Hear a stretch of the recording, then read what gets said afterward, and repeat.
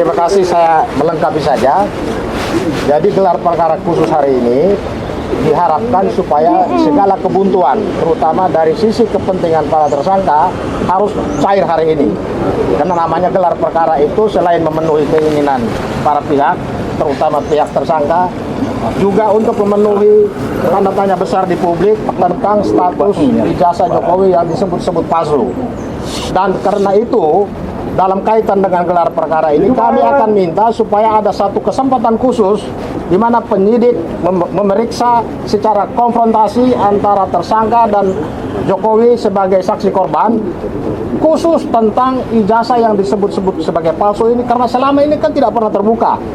Dan di dalam perpol tentang gelar perkara itu, pasal 24 mengatur mengenai pemeriksaan konfrontasi antara saksi dengan saksi atau saksi dengan tersangka. Dan dalam hal ini kami minta saksi korban atas nama Joko Widodo supaya diperiksa, dikonfrontasi dengan para tersangka, karena dalam keyakinan para tersangka ijazah Jokowi itu disebut palsu.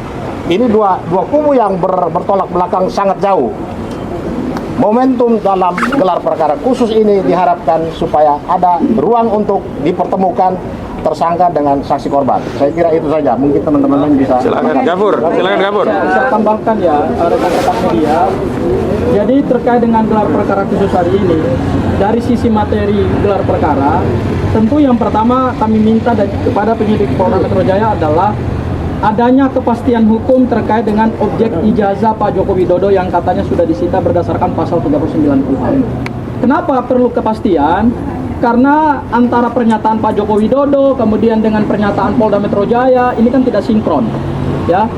Dan hak tersangka adalah tersangka perlu mengetahui dengan barang bukti apa mereka ditetapkan sebagai tersangka. Dan ditunjukkan hari ini kepada para tersangka itu, ini adalah forum hukum, ya. Ini forum proses due process of law, kemudian ini pro justisia. Jadi penyidik perlu memberikan ruang kepada kami, para kuasa hukum dan kemudian tersangka, untuk bisa melihat objek ijazah yang katanya milik Pak Joko Widodo, supaya semua menjadi clear. Itu hal yang pertama.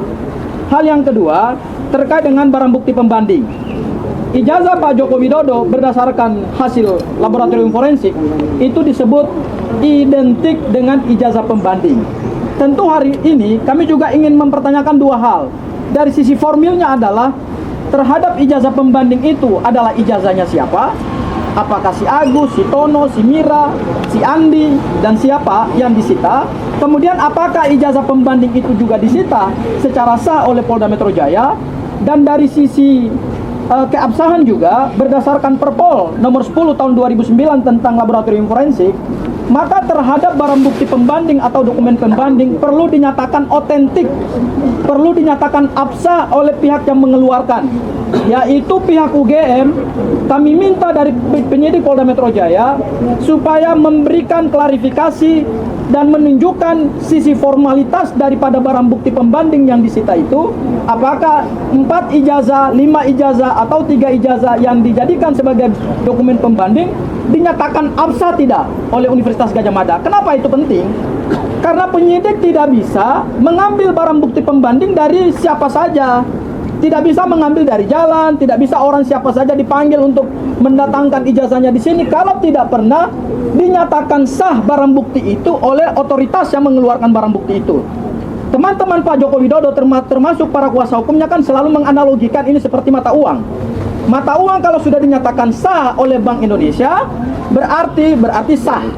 Tapi mereka lupa bahwa pembuktian mata uang berdasarkan peraturan Bank Indonesia nomor 21 tahun 2019 tentang pengelolaan mata uang itu yang diduga beredar palsu baik dalam sistem perbankan maupun di dalam sistem transaksi, itu harus disita dulu oleh Bank Indonesia, kemudian dicek, yaitu fisik umum dan fisik khususnya. Fisik umum itu seperti Dewan Gubernur yang tanda tangan, kemudian juga fisik khususnya itu misalnya seperti benang, desain atau pola mata uang tersebut. Nah, ini yang selama ini ijazah Pak Joko Widodo kan tidak pernah dinyatakan asli oleh UGM. UGM tidak pernah melihat ijazah Pak Joko Widodo dan tidak pernah memeriksa ijazah Pak Joko Widodo. Tetapi keluar dari otoritas Universitas Gadjah Mada adalah Pak Joko Widodo adalah alumni. Kami merasa bahwa pernyataan UGM itu tidak menjawab hasil penelitian Mas Roy, Bang Rismon, dan Dr. Tifa. Karena yang dijawab oleh UGM hanyalah proses akademik.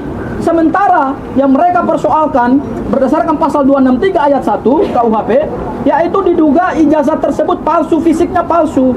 Seharusnya UGM menarik ijazah Pak Joko Widodo, membentuk tim khusus investigasi untuk memeriksa ijazah tersebut. Kalau kita mau menyamakan dengan pemeriksaan mata uang oleh Bank Indonesia. Dan yang terakhir, penyidik Polda Metro Jaya juga kami minta supaya ada pernyataan keabsahan terhadap ijazah pembanding. Karena tidak mungkin ijazah pembanding itu kalau tidak sah atau kalau absah berarti kita bisa percaya hasilnya. Tetapi kalau diambil dari orang sembarangan kemudian tanpa pernyataan absah dari pihak otoritas yang mengeluarkan ijazah tersebut, berarti kami pertanyakan kebenaran material daripada bukti pembanding. Jangan sampai bukti pembanding itu misalnya, mohon maaf, diduga dibuat di pasar pramuka, kemudian juga diuji sebagai barang bukti pembanding, ya tentu identik dengan yang punya ijazah yang juga diduga dibuat di pasar pramuka. Oleh karena itu kami minta kepastian terkait dengan bukti dokumen pembanding.